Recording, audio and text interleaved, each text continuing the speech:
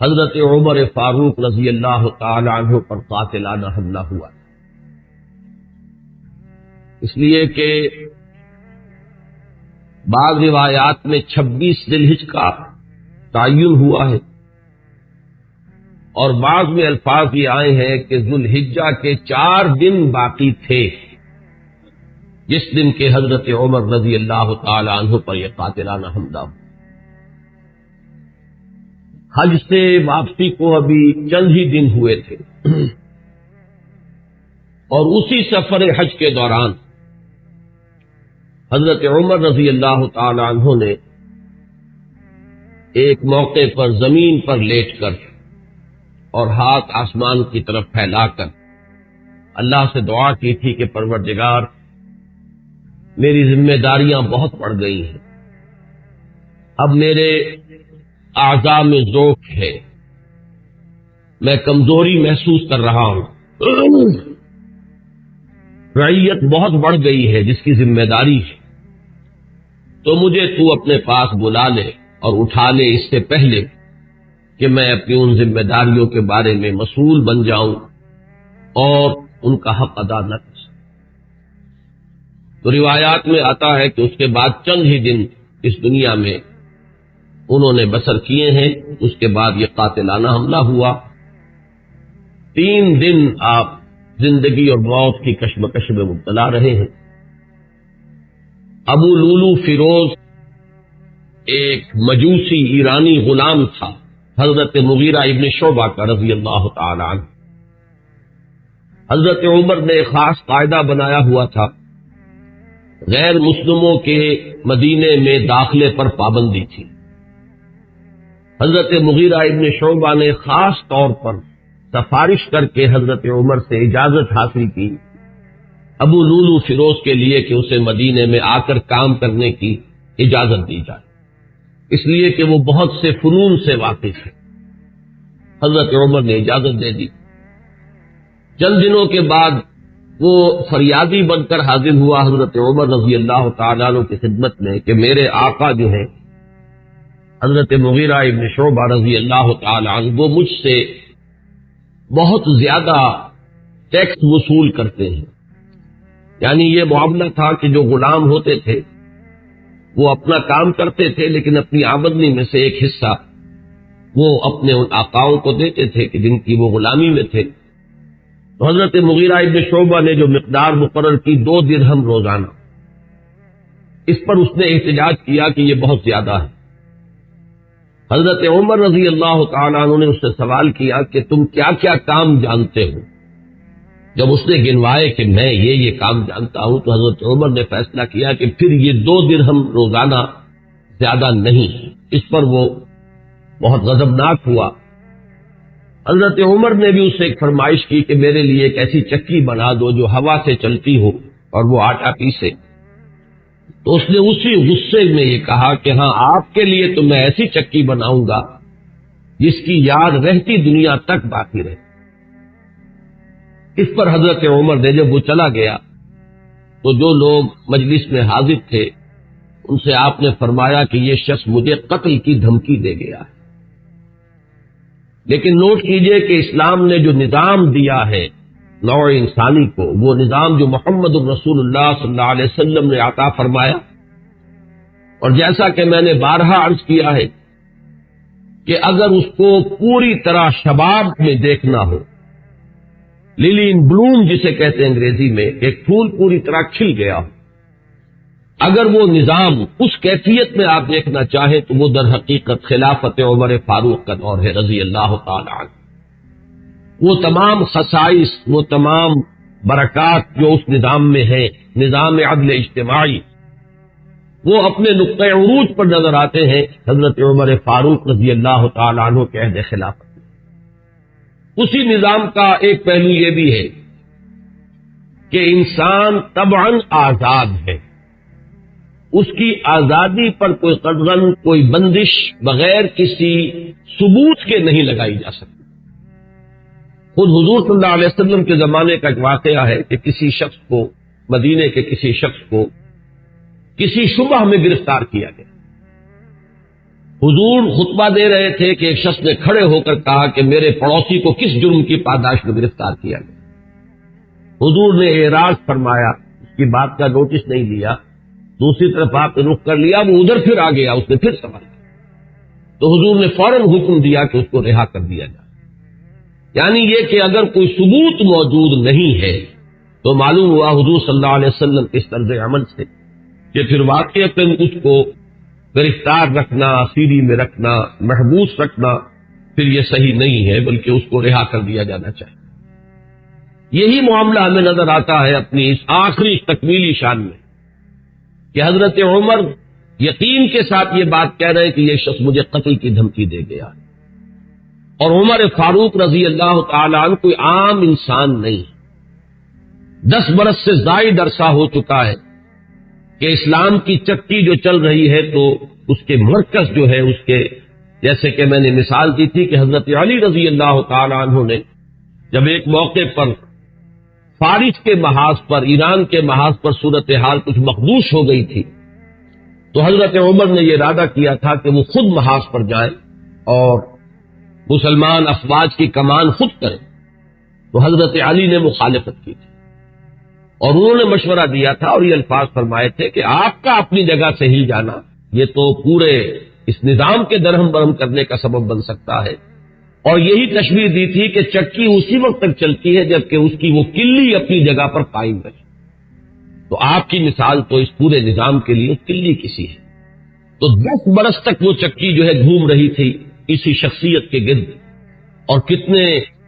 فتوحات کا دائرہ کہاں سے کہاں تک پہنچا تھا، اتنی بڑی کوئی سلطنت اس سے پہلے تاریخ انسانی میں کبھی وجود ہی میں نہیں آئی تھی، لیکن یہ کہ اس کے باوجود کہ اتنی عظیم سلطنت کے ذمہ دار ترین فرد ہیں حضرت عمر، میں حاکم کا لفظ استعمال نہیں کرنا چاہتا اس لیے کہ یہ لفظ بھی ہمارے اس نظام عدل اجتماعی کے ساتھ مناسبت نہیں رکھتا، نہ وہ حاکم تھے نہ حکمران تھے، وہ تو سید القوم خادمہم کی کامل مثال جو ہو سکتی ہے وہ حضرت عمر فاروق ہے رضی اللہ تعالیٰ عنہ، لیکن یہ کہ اس نظام کی ذمہ دار ترین شخصیت ہے حضرت عمر، لیکن انہوں نے اپنے حفاظت کا کوئی اہتمام نہیں کیا، کوئی باڈی گارڈ کا انتظام نہیں کیا، دوسری طرف یہ کہ اس شخص کو قید نہیں کیا، اسے مدینے سے شہر بدر نہیں کیا، بلکہ یہ کہ چونکہ یقین ہے اس بات پر کہ زندگی اور موت اللہ کے ہاتھ میں ہے، لہذا وہ ہمیں نظر آتا ہے کہ ایک طرف توکل اس کی یہ شان ہے، دوسری طرف فراست کا یہ عالم ہے کہ اس کے اس جملے کی بات آپ نے پالی ہے کہ یہ مجھے قتل کی دھمکی دے گیا ہے، تیسری طرف اسلامی نظام میں لوگوں کی آزادی کا جو عالم ہے وہ نمایاں ہو رہا ہے، ایک ایسے شخص کو جس کے بارے میں شک ہے اس کو گرفتار نہیں کیا جا رہا، اس کے خلاف کوئی تعذیبی کارروائی نہیں ہو رہی۔ بہرحال اس شخص نے چند ہی دن کے بعد فجر کی نماز جب حضرت عمر فاروق ادا کرنے کے لیے آگے بڑھے ہیں اور آپ نے نیت باندھی ہے، یہ شخص پہلی صف میں موجود تھا اور اس کا خنجر جو ہے 2 دھاری خنجر، دونوں طرف اس کے جو ہے وہ دھار تھی، اس کو اس نے حضرت عمر رضی اللہ تعالیٰ عنہ پر جو وار کیے تو 6 وار حضرت عمر پر اس نے پے بپے کیے، حضرت عمر گر گئے رضی اللہ تعالیٰ عنہ۔ حضرت عبد الرحمن ابن عوف نے مختصر ترین صورتوں کے ساتھ پھر وہ نماز فجر ادا کروائی۔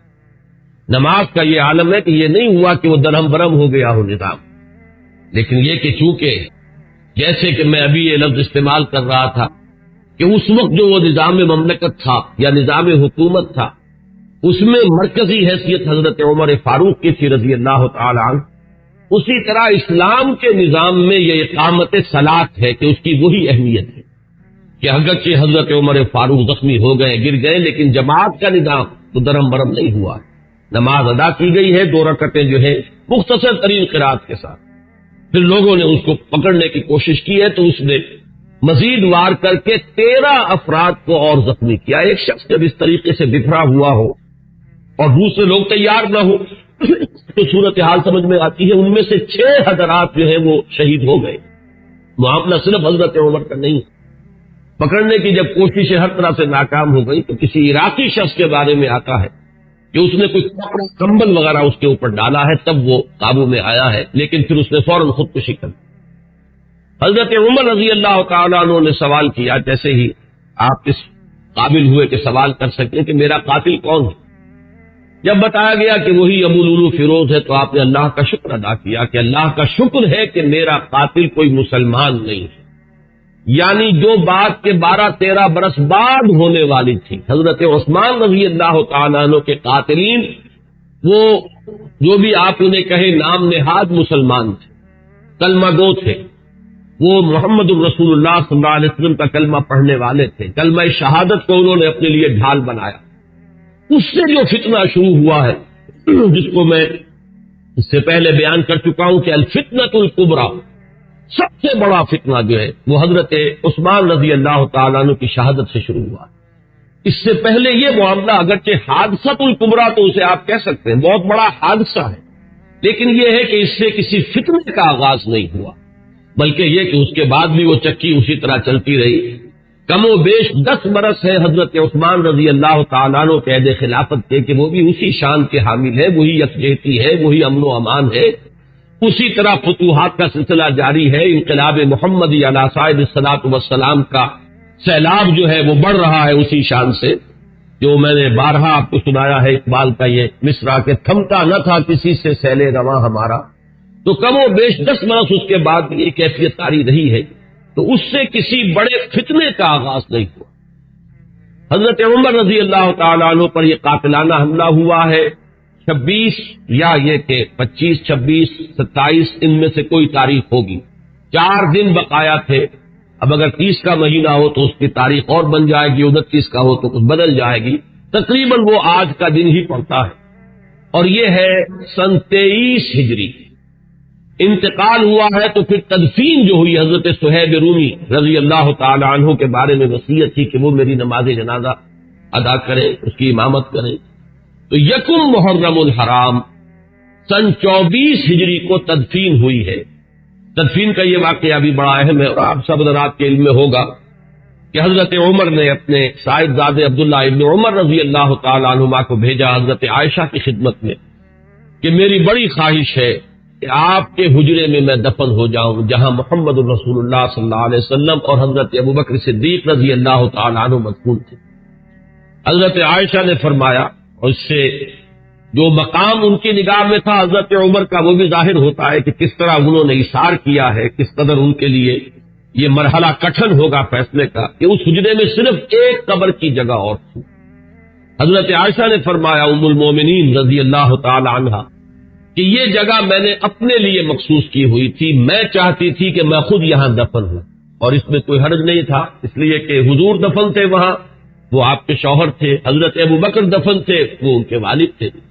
لیکن میں عمر کو اپنی ذات پر ترجیح دیتی ہوں، لہذا میں اجازت دیتی ہوں کہ حضرت عمر کو وہاں دفن کر دیا جائے. جب حضرت عمر کے پاس واپس آئے ہیں حضرت عبداللہ ابن عمر، اور آپ نے پوچھا ہے کہ کیا جواب لائے، اور جواب دیا گیا کہ اجازت ہو گئی ہے، تو فرمایا کہ یہ آخری آرزو تھی زندگی کی، اللہ کا شکر ہے کہ وہ پوری ہو گئی. یہ جو حادثہ فاجعہ ہے، جہاں تک اس کے تاریخی پس منظر کا تعلق ہے وہ میں نے بارہا بیان کیا ہے، اور وہ در حقیقت سمجھ میں آتا ہے فلسفہ انقلاب کی روشنی. اگر فلسفہ انقلاب سامنے ہو تو یہ تمام واقعات جو ہے آئسولیٹڈ ایونٹس کی حیثیت سے پھر سامنے نہیں آتے، علیحدہ علیحدہ واقعات اور حوادث نہیں ہے، بلکہ یہ کہ ان کے مابین ایک ربط جو ہے وہ سامنے آ جاتا ہے. یہی فرق ہے تاریخ اور فلسفہ تاریخ میں. تاریخ اپنی جگہ ایک شعبہ علم ہے، اور فلسفہ تاریخ اپنی جگہ ایک مستقل فن ہے. تاریخ میں واقعات جو ہے وہ پیش نظر ہوتے ہیں، اور فلسفہ تاریخ جو ہے وہ ان واقعات کا پس منظر، ان کے اسباب و علل، ان کے عواقب و نتائج، پھر ان کے مابین ربط اور تعلق جو ہے وہ ان کو تلاش کرتا ہے. ظاہر بات ہے کہ اس دنیا میں جو حوادث رونما ہوتے ہیں، جو واقعات ہیں، کوئی نہ کوئی ان کے اسباب کا سلسلہ ہوتا ہے. کہ جیسے آپ کو معلوم ہے کہ فساد